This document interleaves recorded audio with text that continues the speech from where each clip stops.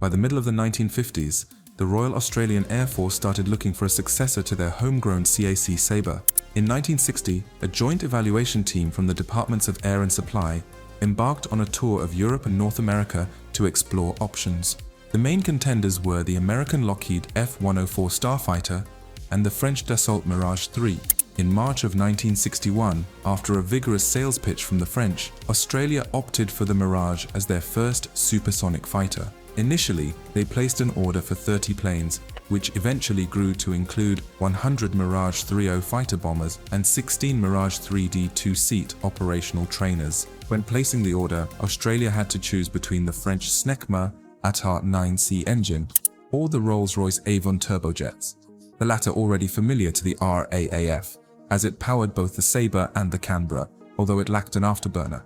Rolls-Royce collaborated with Dassault to create the Avon Mirage, specifically for the Royal Australian Air Force. The fourth Mirage 3C produced was equipped with an afterburning Avon G7 turbojet, and this variant, named the Mirage 30, took its maiden flight on February 13, 1961. The 30 designation stood for Australia, using an O instead of an A because the letter A was already assigned to other pre-production Mirage airframes. Despite the Avon-powered Mirage offering better performance, it came with a hefty price tag. As a result, Dassault modified the Avon version to use the ATAR 9C engine, which would power the rest of Australia's Mirages. The first of these ATAR-powered aircraft was built in France and had its inaugural flight in Bordeaux on March 14, 1963. The first Mirage was handed over to the Royal Australian Air Force at Villaroche, near Paris, on April 9, 1963. Two more aircraft were shipped to Australia, where the government aircraft factories, the main Australian contractor, completed their assembly. French production decreased as more construction and assembly took place in Australia, handled by GAF and the Commonwealth Aircraft Corporation. Starting with the 16th airframe, the Mirages were considered Australian-built. In 1965, No. 75 Squadron became the first operational unit equipped with Mirages, followed by No. 76 Squadron in 1966. In 1967, No. 75 Squadron was deployed to Malaysia to replace No. 3 Squadron, which then became the first unit to use the ground attack version of the Mirage under Wing Commander Jake Newham. When No. 3 Squadron returned to Butterworth in 1969, No. 77 Squadron re-equipped with Mirages, becoming the fourth RAAF squadron to do so. Australia's 101st Mirage, a two-seater 3D, first flew on October 6, 1966. Over the next year, 9 more trainers followed. These trainers replaced the nose radar with additional avionics to make space for a second cockpit behind the first. The trainers were assembled by GF using imported French-built fuselages and wings, and vertical tail surfaces built by CAC. 6 more trainers were ordered, leading to the retirement of the Sabre from both operational and training roles. By 1974, due to defense budget cuts under the Whitlam government, No. 76 Squadron was disbanded. In August of 1973, 3 squadrons kept the Mirage aircraft buzzing in the skies over Williamtown and Butterworth. The Mirage had quite a stint, even inspiring aerobatic teams. 77 Squadron showed off in 1971 as the Deltas, followed by the Miracles in 1976. By 1981, for the Royal Australian Air Force's Diamond Jubilee, a trio of planes painted in red, white and blue put on a show. Mike Tarrant, a former RAAF Mirage pilot, shares his experiences with this iconic jet. Once you got the hang of it, the Mirage was a fantastic aircraft, but for a newbie, it was pretty daunting. Unlike the Sabre, where you just jumped in solo, we had 2-seaters for the Mirage. Those extra training flights were a blessing before you took the leap to solo. The performance was top-notch, but the cockpit, that was straight out of the dark ages. Ergonomically, it was a disaster. You had to switch hands to make selections, and the cockpit lighting was practically non-existent. The lighting was a mix of World War II era ultraviolet and infrared. And landing, that was another story. You approached at a blistering 190 knots for a light aircraft, slowing to 175 knots for touchdown. Visibility was terrible due to the delta wing and high nose angle, making it nearly impossible to see in the rain. Rain would smear the front panel, forcing you to use the rudder to peek around the side. And stalling? The Mirage didn't stall in the traditional sense. It mushed. Where most planes had a clear lift-drag curve, the Mirage's curve was more like a straight drop. In the Mirage, stalling was a unique beast. Instead of a classic stall and drop, you'd find yourself stuck on the back of the drag curve. Applying more power did less and less until you were deep into a stall. Full throttle wouldn't pull you out. It wasn't your typical airplane stall, but it could land you in serious trouble. Getting comfortable in the Mirage was no small feat, especially at night. Every second Thursday on payday was notorious. After a full day of flying, a few aircraft would be left and 3 unlucky pilots had to take them up into the dark. By the time the first round was done, the remaining planes were out of commission, and those pilots could head to the bar to swap horror stories. Night flying in the Mirage was universally dreaded. When I moved to 76 Squadron, I had a great time until the Whitlam government announced major military cutbacks, including disbanding our squadron. I flew the last Mirage formation back from Darwin. This came right after the 1972 air show, where we showcased a stunning Delta formation with 7 aircraft. The Mirage was in its prime, and we were deeply disappointed by the cuts. This decision had a ripple effect. The squadron's disbandment meant fewer spots for promotions, impacting everyone who remained. A commanding officer, 3 flight commanders, and a fighter combat instructor. Those positions vanished from the promotion pool, affecting career paths across the board. The Mirage in Australian service never saw combat action.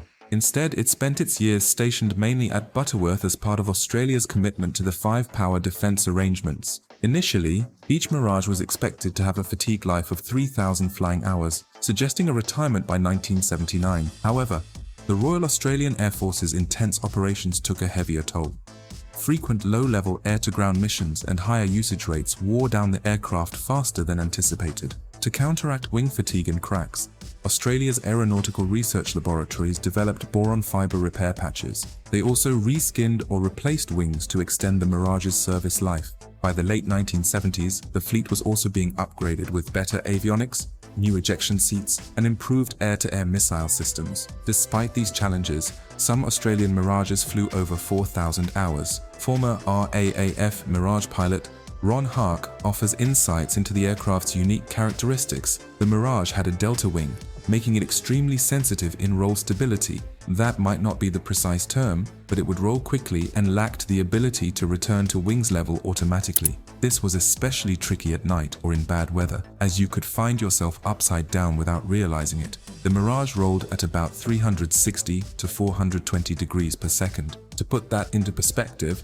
the F-18 with its straight wings rolled at about 180 degrees per second and had good dihedral and roll stability. So the F-18 was a different beast. It could keep its wings level without much input from the pilot, making it more stable and easier to handle. The F-18 also had top-notch systems, reliable radios, ample fuel, and 2 robust engines, allowing it to do its job comfortably. It was a much more carefree plane compared to the Mirage. The F-18 also came with a navigation system, so you always knew your location and fuel status, which was a significant advantage. In contrast, the Mirage required a lot of mental gymnastics. It didn't have a navigation system, so everything was dead reckoning. You had to constantly calculate your distance from the landing field, fuel remaining, and fuel consumption. It was a mental workout throughout the flight. We used to carry large tanks under the wings, up to 3, which allowed the plane to fly for 4 hours. Without these tanks, the Mirage could only stay airborne for about 25 minutes, whereas the F-18 could fly for 2 hours on internal fuel alone. The Mirage's radar was another challenge. We did a lot of low-level flying, searching for targets with the radar. Being an old analog system, ground clutter often obscured the radar image. We had to manually adjust the antenna elevation using the radar control stick to pick out targets in the side lobes. Imagine flying at night at 1,000 feet, doing 600 knots, and trying to work the radar to spot a Canberra, another Mirage, or an F-111. It was risky and required constant effort to stay safe. But that was part of the allure. The Mirage was challenging, which is why we loved it. It demanded a lot from you. For instance, the RPK-10 tank, which you can see in the hangar here, was a supersonic tank, good for Mach 1.9. It could also carry 4 500-pound bombs, with weapon stations on its sides. With 2 of these tanks and a centerline tank, the Mirage had a range of about 400 nautical miles, about 800 kilometers, carrying 10 weapons. Not bad for an old delta wing aircraft.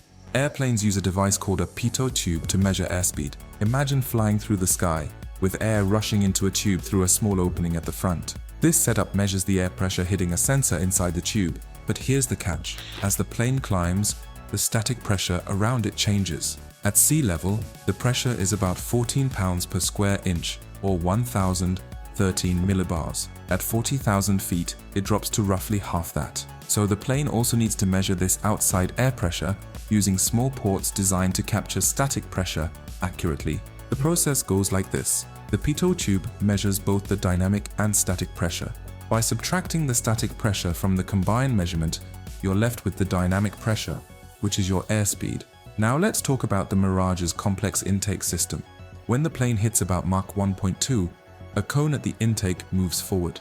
This creates a shockwave at the tip which becomes more angled as speed increases. The goal is to keep the shockwave out of the intake because air behind a shockwave is subsonic, and early jet engines couldn't handle supersonic air. This mechanism ensures that the air entering the engine remains subsonic, protecting the engine and reducing drag, allowing the plane to go faster. And that's all there is to it, just the clever design of the intake, with nothing to do with thrust.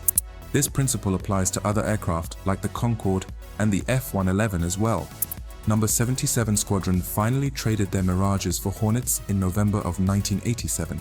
Number 79 Squadron kept flying the Mirage until they disbanded in April of 1988, leaving 75 Squadron at Darwin and the Aircraft Research and Development Unit at Edinburgh as the last operators.